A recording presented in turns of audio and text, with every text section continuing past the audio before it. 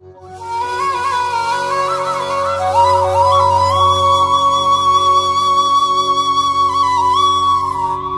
माता दी सभी को। जय हो गुरुदेव की, जय गुरु गोरखनाथ की, जय माँ विश्वेश्वरी दुर्गे, जय माँ भद्रकाली की।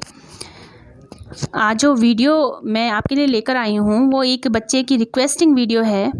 और ये एक बच्चे का नहीं, ये कईयों का सवाल हो सकता है कि जो लोग गद्दी से गुरु धारण करते हैं और गुरु धारण के बाद जो शिष्य बनते हैं उन सभी में क्या सवारियाँ आती हैं। तो इसी बारे में मैं थोड़ा सा जितनी मुझे जानकारी मैं आप लोगों को बताऊंगी। सबसे पहले जान लेते हैं कि गद्दी क्या होती है। गद्दी वो स्थान होता है जहाँ पर शक्तियाँ बैठती हैं और पूछा देती हैं, यानी भगत के शरीर पर शक्तियाँ आती हैं उस स्थान पर और बच्चों को पूछा देती है, दुखियों के दुख दूर करती है, आने वाले अपने जितने भी संगत हैं उनके कष्टों का निवारण करती है, जो भी जिस प्रकार से परेशान होता है उसके परेशानी का हल निकालती है, उसकी परेशानियों को हल करती है। तो वो जो स्थान होता है जिसे गद्दी कहा जाता है वो एक बहुत ही शुद्ध स्थान होता है। उस स्थान को बहुत ही साफ सुथरा रखना होता है, शुद्ध रखना होता है। उस स्थान को केवल भगत ही छेड़ सकता है, भगत ही छू सकता है।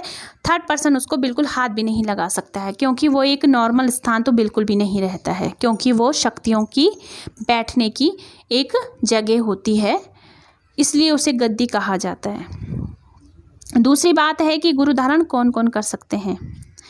तो गुरु धारण प्रत्येक व्यक्ति कर सकते हैं, सभी व्यक्ति गुरु धारण कर सकते हैं, चाहे सवारी शरीर पे आती हो चाहे ना आती हो। कोई नॉर्मल व्यक्ति भी है तो वो भी गुरु धारण कर सकता है। अब नॉर्मल व्यक्ति को क्यों गुरु धारण करना है और सवारी वाले व्यक्ति को क्यों गुरु धारण करना है, तो सबसे पहले बात करते हैं कि जिनके शरीर में सवारी आ रही होती है, शक्ति खेल रही होती है, उन्हें क्यों गुरु धारण करना होता है।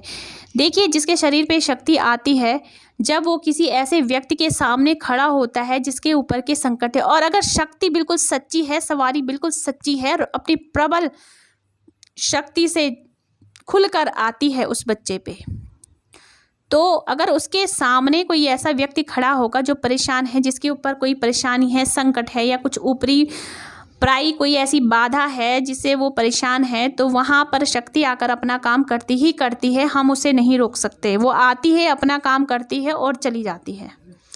उसके बाद जिस भगत के शरीर पर वो शक्ति आई है, उस भगत का जो शरीर होता है वो टूटने लग जाता है, यानी बीमार हो सकता है, उसके ऊपर कोई परेशानी आ सकती है। वो इसलिए आ सकती है कि दूसरे के ऊपर की जो अला बला थी वो तो शक्ति ने हटा दी। अब शक्ति तो जिसके शरीर में आई थी अब तो जा चुकी है, शांत हो चुकी है, शक्ति अपने स्थान पर चली गई है, लेकिन जो शरीर है वो तो वही है ना, वो तो एक नॉर्मल इंसान हो गया ना वापस फिर से। हालांकि शक्ति वाले को नॉर्मल नहीं कहा जा सकता, लेकिन जब हमारे कोई गुरु नहीं है तो अब हम ये कह ही नहीं सकते कि हम नॉर्मल नहीं है, फिर हम एक बिल्कुल साधारण इंसान बन जाते हैं जब शक्ति चली जाती है शरीर से। क्यों हो जाता है। अब जो संकट दूसरे का काटा है, जो अला बला दूसरे की ली है, शक्ति ने हटाई है, वो कहाँ जाएगी, उसको तो जगह दी ही नहीं हमने। हम भाई किसी को किसी जगह से जब उठाते हैं तो उसको जगह दिखानी पड़ती है कि भाई यहाँ से उठकर तू यहाँ बैठ जा, ये तेरा स्थान है। लेकिन शक्ति आई, शक्ति ने तो अपना काम कर दिया, उस पीड़ित व्यक्ति के ऊपर से सारी चीज़ें हटा दी जो उसे परेशान कर रही थी। अब क्या है, वो भटकेंगी, और भटकेंगी तो उनके रास्ता नहीं मिलेगा, तो वो कहाँ जाएंगी, जिसके शरीर में आकर शक्तियों ने वो कार्य किया है वो उसके घर में ही वास करना शुरू कर देंगी, या फिर उसके शरीर में ही वास करना शुरू कर देंगी। और फिर उसको परेशानियां शुरू हो जाएंगी, घर वाले परेशान, घर परेशान, स्वयं भी परेशान, कभी बीमार, कभी कुछ कभी कुछ।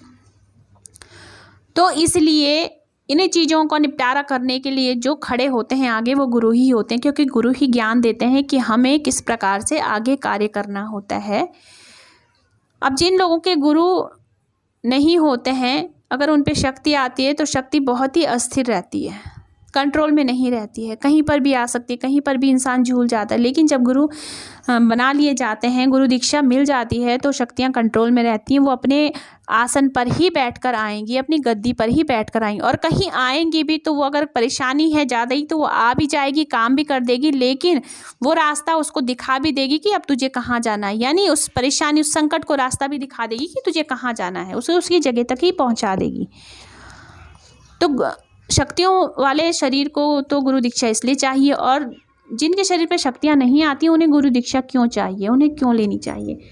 देखिए, उन्हें गुरु दीक्षा इस वजह से लेनी चाहिए कि कोई व्यक्ति हैं जो इच्छुक हैं, जिनके कोई इष्ट हैं, यानी कि किस देवी से, किस देवता से उनका हृदय जुड़ा है, प्रेम है, पूजा करने का मन करता है, आराधना करने का मन करता है, वही इष्ट कहलाते हैं। और उस इष्ट के प्रति जो उनकी श्रद्धा है, तो जब श्रद्धा बढ़ती जाती है तो एक मन होता है कि आगे हम किस प्रकार से पूजा पाठ करें, किस प्रकार से हम आगे बढ़ें, क्योंकि इष्ट को प्राप्त करने का भी एक तरीका होता है जहाँ भाव काम करते हैं। भाव तो सबसे ऊपर है, भाव तो सबसे ऊपर है, लेकिन हमें कुछ जानकारियाँ होनी भी बहुत ज़रूरी है पूजा पाठ के मामले में। तो उस चीज़ के लिए भी हम गुरु बना सकते हैं। और अगर हम पूजा पाठ नहीं भी कर सकते हैं और हमने गुरु बनाए हैं, तो वो जो गुरु तत्व जो हमारे सिर पर एक छांव के रूप में स्थापित हो जाता है गुरु दीक्षा के बाद, वो हमारी हर प्रकार से सहायता करता है। कहीं भी कष्ट आए, परेशानी आए, तो वहाँ पर वो जो तत्व है वो एक ज्योति का काम करता है, यानी उस अंधेरे रास्ते में वो प्रकाश फैला देता है, ताकि उस प्रकाश में हमें हमारी मंजिल अच्छे से दिख जाए। परेशानियों का सामना तो शिष्य को ही करना होता है, लेकिन गुरु रास्ता दिखाता है उस जगह पे जहाँ पर कोई परेशानी सामने आती है कि किस प्रकार से तुम्हें इससे लड़ना है, किस प्रकार से तुम्हें आगे बढ़ना है। तो वो चीज़ है जो गुरु ही सिखाते हैं। इसलिए प्रत्येक व्यक्ति को गुरु दीक्षा लेनी ही चाहिए। और फिर दूसरी बात ये है कि गुरु धारण के बाद जो शिष्य बनते हैं, उनके शरीर पे क्या सभी पर सवारियां आती हैं? जी नहीं, उनके सभी के शरीर पर सवारियां नहीं आती हैं। अगर कोई नॉर्मल व्यक्ति है, वो गुरु दीक्षा लेना चाहता है, सवारी उसके शरीर पर तभी आएगी जब वो सवारी का आह्वान करना चाहेगा गुरु जी से, अपने गुरु जी से सवारी को मांगना चाहेगा।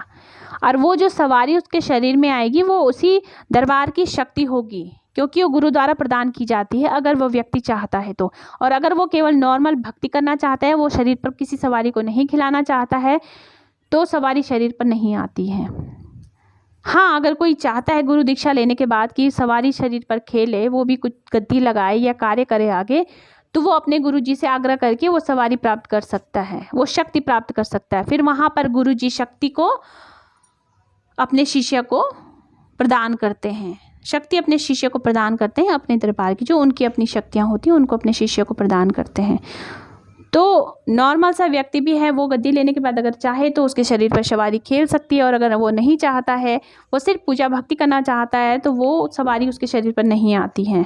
तो इस चीज़ से बिल्कुल जो बच्चे ये सोचते हैं कि गद्दी लगानी ही बहुत ज़रूरी हो जाती है गुरु दीक्षा लेने के बाद, वो बिल्कुल गलत है, ऐसा कुछ नहीं है।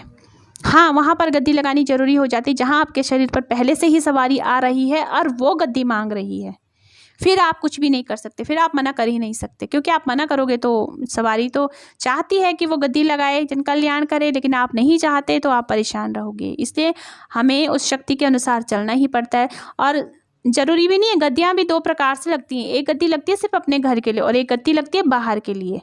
क्योंकि कुछ सवारियाँ तो ऐसे ही चाहती हैं कि सिर्फ हम अपने घर की पूछा दें, लेकिन कुछ सवारियाँ ऐसी होती हैं जो अपने घर का भी देखना चाहती हैं और बाहर का भी देखना चाहती हैं, यानी वो सबका भला करना चाहती हैं। तो ये भी दो प्रकार से होती हैं। तो उम्मीद है कि जिस बच्चे का ये क्वेश्चन था, शायद हो सकता है संतुष्ट हुए हों, और अगर कुछ रह गया हो तो अगर कोई और भी बातें रह गई हैं तो प्लीज़ कोई जानते हैं तो कमेंट बॉक्स में ज़रूर लिखिएगा, ताकि मुझे भी जानकारी मिल सके। जितनी मुझे पता थी मैंने आप लोगों के साथ शेयर कर दी है, जितना मैंने अब तक का अनुभव देखा है मैंने आप लोगों के साथ इसको बांटा है। मैं सब कुछ नहीं जानती, मुझे भी सीखना है, मैं भी सीख रही हूँ। और अच्छा है कि अगर इससे अच्छा कोई चीज़ें, काफ़ी चीज़ें छूट गई हों तो प्लीज़ मुझे कमेंट बॉक्स में ज़रूर बताइएगा, ताकि मुझे भी इस चीज़ के बारे में आगे नॉलेज मिल सके। तो जय माता दी, मिलते हैं अगली वीडियो में किसी नई जानकारी के साथ, किसी नए प्रश्न के जवाब के साथ। माँ की भक्ति करते रहिए, माँ की पूजा करते रहिए और माँ का प्यार पाते रहिए। और चैनल में नए हैं तो चैनल को सब्सक्राइब ज़रूर कीजिएगा। अगर आपको जानकारी अच्छी लगी तो वीडियो को शेयर ज़रूर कीजिएगा, ताकि अन्य लोगों तक भी ये जानकारी पहुँच सके, क्योंकि कईयों के सवाल होते हैं और इसमें कोई उलझने वाली कोई बात ही नहीं। नॉर्मल ढंग से मैंने सारी चीज़ें समझा ही दी हैं। कुछ चीज़ें छूट गई हो तो प्लीज़ आपको जानकारी है तो मुझे भी कमेंट बॉक्स में बताइएगा, ताकि मुझे भी आगे जानकारी मिल सके।